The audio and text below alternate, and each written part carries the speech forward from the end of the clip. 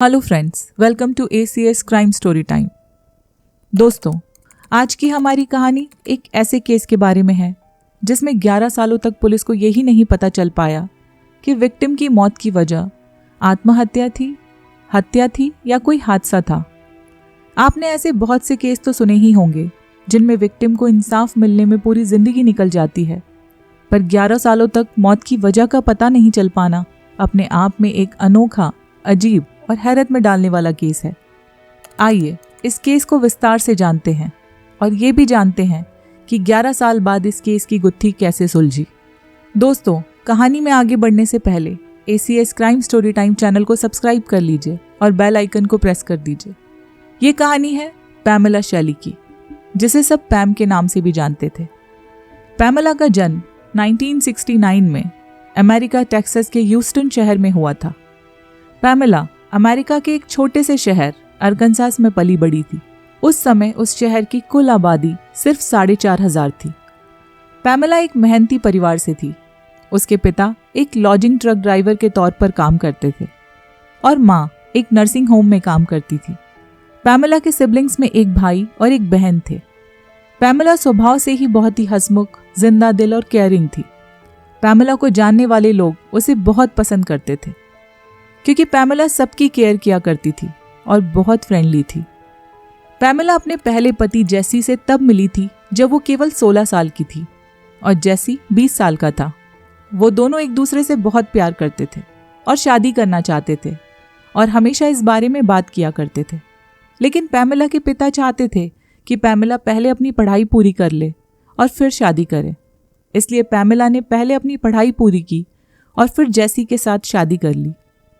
Pamela और जेसी शादी के बाद बहुत खुश थे। उन दोनों को एक बेटी हुई जिसका नाम उन्होंने कायला रखा। शुरू में पैमेला और जेसी बहुत खुश थे। उनके बीच बहुत प्यार था, पर शादी के करीब 4 साल बाद उन दोनों के बीच अनबन शुरू हो गई। जेसी अक्सर नशे में रहता था और उसने ड्रग्स लेना शुरू कर दिया था। जेसी ड्रग्स का आदी हो गया था और ड्रग्स की ये लत उसे क्राइम की दुनिया में ले गई थी, जिसकी वजह से पैमेला और जेसी में बहुत झगड़े होने लगे थे। उन दोनों ने अपना रिश्ता बचाने की बहुत कोशिश की, लेकिन आखिरकार उनका रिश्ता टूट गया और उन्होंने तलाक ले लिया। इसके कुछ सालों बाद साल 1991 की गर्मियों में पैमेला ने गैरी नाम के एक शख्स से दूसरी शादी कर ली और इस शादी में पैमेला को एक बेटा हुआ जिसका नाम उन्होंने डस्टिन रखा। लेकिन ये शादी सिर्फ 1 साल ही चली और पैमेला और गैरी दोनों अलग हो गए। इसके बाद पैमेला ने अपने माता पिता के पास जाने का सोचा, लेकिन वहां जाने से पहले पैमेला कुछ समय के लिए अपने पहले पति जेसी के पास वापस चली गई और कुछ समय वहां रहने के बाद पैमेला अपने माता पिता के घर आ गई। अब पैमेला अपने दोनों बच्चों के साथ अपने माता पिता के यहाँ रहने लगी और इसी तरह कुछ साल बीत गए और कुछ सालों बाद पैमेला का अपने बचपन के एक दोस्त रॉनी हेनरिक से संपर्क होता है। पैमेला और रॉनी एक समय बहुत अच्छे दोस्त थे और उन दोनों का बहुत गहरा बॉन्ड था, लेकिन दोनों एक दूसरे से सालों से नहीं मिले थे। पैमेला और रॉनी बहुत सालों बाद एक दूसरे से बात कर रहे थे।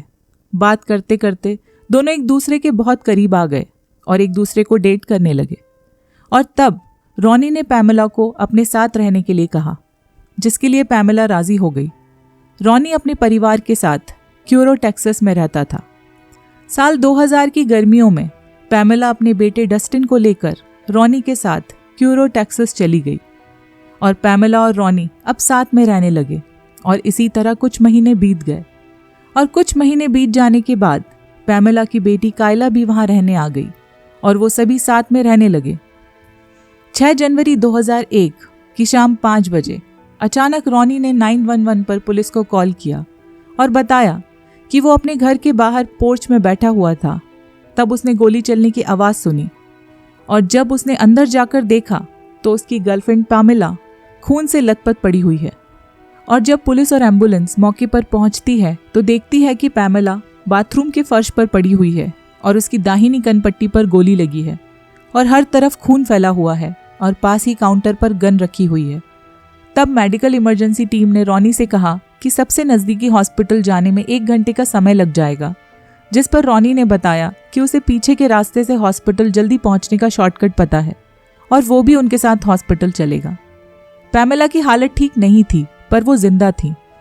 हॉस्पिटल में पैमेला को लाइफ सपोर्ट पर रखा जाता है, पर 7 जनवरी 2001 को पैमेला दम तोड़ देती है। पैमेला का एक्स हस्बैंड जेसी भी हॉस्पिटल पहुंच जाता है और बच्चों को लेकर वापस अरकानसास चला जाता है। 8 जनवरी 2001 के दिन मेडिकल एग्जामिनर अपनी रिपोर्ट तैयार कर लेते हैं और पैमेला की मौत को आत्महत्या करार देते हैं, क्योंकि बंदूक की गोली का घाव पैमेला की स्किन के काफी नजदीकी संपर्क का घाव था, इसलिए इसे खुद से चली हुई गोली का घाव माना जाता है। इस घटना से जुड़े हुए पुलिस अधिकारी शेरिफ कार्ल बोवन को भरोसा नहीं होता कि ये आत्महत्या है। शेरिफ बोवन पैमेला के बॉयफ्रेंड रॉनी हैंड्रिक्स की मां डेब्रा से पूछताछ करते हैं। तब रॉनी की मां बताती है कि पैमेला की बेटी कायला के आने से पहले सब कुछ बहुत अच्छा चल रहा था, पर कायला के आने के बाद पूरे घर का समीकरण बदल गया था। कायला और रॉनी के बीच अक्सर बहस और झगड़े होते थे, क्योंकि रॉनी कायला को घर के काम में हाथ बटाने के लिए कहता था। रॉनी की मां डेब्रा का यह भी मानना था कि कायला अपनी मां पैमेला और भाई डस्टिन के साथ वापस अरकानसास जाने की जिद करती थी, ताकि वो अपने पिता जेसी के साथ रह सके, और इस बात को लेकर पैमेला और रॉनी में हर रोज झगड़े होने लगे थे। इसके बाद पुलिस के जांच अधिकारी शेरिफ बोवन ने पैमेला के पहले पति जेसी से बात की। तब जेसी ने बताया कि पैमेला और उसका रिश्ता बहुत ही उतार चढ़ाव भरा था, क्योंकि वो अपनी जिम्मेदारियां ठीक तरीके से नहीं निभा पा रहा था, इसलिए वो दोनों अलग हो गए थे। जेसी से पूछा गया कि उसने आखिरी बार पैमेला को कब देखा था। तब जेसी ने बताया कि वो और पैमेला के टेक्सास जाने से पहले की रात एक साथ थे। जेसी को रॉनी, पैमेला और कायला के बीच के झगड़ों के बारे में पता था। जेसी ने बताया कि वो अपने बच्चों को लेने एक बार टेक्सास भी गया था और पैमेला भी अरकानसास वापस आना चाहती थी, इसलिए वो 6 जनवरी 2001 को अपने बच्चों के साथ अरकानसास आने की तैयारी कर रही थी। इसके बाद जेसी को पॉलीग्राफ टेस्ट देने के लिए कहा जाता है, जिसे वो पास कर लेता है। पुलिस जेसी की लोकेशन का पता लगाती है। तब पता चलता है कि जिस समय पैमेला को गोली लगी थी, उस समय जेसी 800 मील दूर अरकानसास में अपनी मां के घर पर था। इसके बाद जेसी को पुलिस की तरफ से क्लीन चिट मिल जाती है। इसके बाद पुलिस पैमेला के बॉयफ्रेंड रॉनी हैंड्रिक्स से पूछताछ करती है। तब रॉनी भी पुलिस को यही बताता है कि पैमेला और बच्चे अरकानसास जाने के लिए अपना सामान पैक कर रहे थे। रॉनी ये भी बताता है कि पैमेला वापस नहीं जाना चाहती थी, पर अपने बच्चों को खो देने के डर से उसे न चाहते हुए भी वापस अरकानसास जाना पड़ रहा था, और इस बात से पैमेला बहुत दुखी थी। अब पुलिस ने रॉनी हैंड्रिक्स को भी पॉलीग्राफ टेस्ट देने के लिए कहा, और रॉनी पॉलीग्राफ टेस्ट देने के लिए तैयार भी हो गया, लेकिन उसने पॉलीग्राफ टेस्ट देने के 3 अपॉइंटमेंट्स मिस कर दिए और अचानक गायब हो गया। वो टेस्ट देने के लिए कभी हाजिर नहीं हुआ। इस केस के मेडिकल एग्जामिनर ने मेडिकल रिपोर्ट के आधार पर फैसला सुनाया कि मौत का कारण आत्महत्या थी, इसलिए इस केस को बंद कर दिया गया।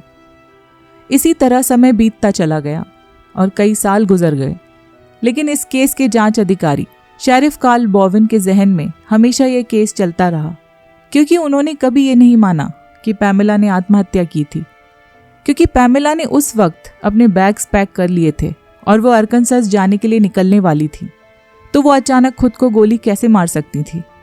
वो पैमेला को न्याय दिलवाना चाहते थे, इसलिए पैमेला की मृत्यु के 7 साल बाद उन्होंने मामले पर एक और नजर डालने का फैसला किया। शेरिफ बोवन ने इस केस के मेडिकल एग्जामिनर से संपर्क किया, लेकिन मेडिकल एग्जामिनर को अब भी पूरा भरोसा था कि उन्होंने सही निर्णय लिया था, और तब शेरिफ कार्ल बोवन ने पैमेला के मेडिकल रिकॉर्ड्स हासिल कर लिए और उसमें पता चला कि पैमेला अपने स्ट्रेस के लिए एंटी डिप्रेसेंट दवाइयां ले रही थी। इसके बाद शेरिफ कार्ल बोवन पैमेला की बेटी कायला से बात करते हैं और पैमेला और रॉनी के बारे में पूछते हैं। तब कायला उन्हें बताती है कि पैमेला के मरने से 2 दिन पहले 4 जनवरी 2001 को रॉनी और कायला का झगड़ा हुआ था और पैमेला अपनी बेटी कायला के बचाव में बीच में आ गई थी, और तब रॉनी ने पैमेला पर हाथ उठाया था, जिसकी वजह से पैमेला को बहुत चोट आई थी और उन्हें हॉस्पिटल ले जाना पड़ा था। उस समय पैमेला और बच्चों ने हॉस्पिटल में झूठ बोला था कि ये चोट कॉफ़ी टेबल पर गिरने से आई है, क्योंकि पैमेला ने उन्हें ऐसा बोलने के लिए कहा था। इसके बाद 6 जनवरी 2001 तक पैमेला ने फैसला कर लिया था कि वो बच्चों के साथ अरकानसास वापस चली जाएंगी और उन्होंने वहां जाने की सारी तैयारी भी कर ली थी और वो यही चाहती थी। कायला से बात करने के बाद शेरिफ बॉविन ने 2008 में पैमेला के बॉयफ्रेंड रॉनी हेंड्रिक्स के बारे में पता लगाया। तब पता चला कि रॉनी काउंटी जेल में है। उसे उसकी गर्लफ्रेंड के साथ मारपीट करने के आरोप में गिरफ्तार किया गया था। शेरिफ बॉविन ने रॉनी से फिर से पूछताछ की और उसे पॉलीग्राफ टेस्ट देने को कहा, जिसके लिए रॉनी तैयार हो गया। जब रॉनी का पॉलीग्राफ टेस्ट हुआ तो वो उस टेस्ट को पास नहीं कर सका और तब शेरिफ बॉविन को उसके धोखे और झूठ का पता चला। साल 2012 में एक टीवी शो जो कि कोल्ड केसेस के बारे में एपिसोड्स बनाते थे, उन्होंने पैमेला केस पर नजर डालने का फैसला किया और इसके लिए वो डीएनए और फिंगरप्रिंट्स चेक करने के लिए उस बंदूक की जांच करना चाहते थे जिससे पैमेला पर गोली चली थी। और जब उन्होंने इसकी जांच की तब चौंका देने वाली बात सामने आई कि वो बंदूक तो रॉनी की थी, पर उस पर रॉनी या पैमेला के कोई भी फिंगरप्रिंट के नामो निशान तक नहीं थे। तब पुलिस और टीवी शो ने यह माना कि सबूत मिटाने के इरादे से बंदूक को साफ किया गया था।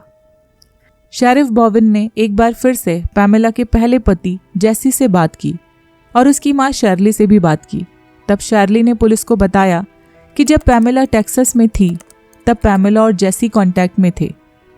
फिर पुलिस ने शर्ली से पूछा कि आपको क्या लगता है कि पैमेला के साथ क्या हुआ होगा, जिस पर शर्ली कहती है कि उसे पूरा यकीन है कि रॉनी ने ही पैमेला को गोली मारी है। जेसी ने पुलिस को यह भी बताया कि पैमेला को गोली लगने के करीब 30 मिनट पहले वो पैमेला से फोन पर बात कर रहा था और उसी वक्त रॉनी पैमेला के कमरे में आ गया था और उसने पैमेला से कहा था कि the only way she is going home will be in a pine box. इसका मतलब था कि पैम सिर्फ एक ही रास्ते से घर वापस जा सकती थी और वो था ताबूत में। और जैसा कि सब जानते हैं, ताबूत में लाश जाती है, जिंदा इंसान नहीं।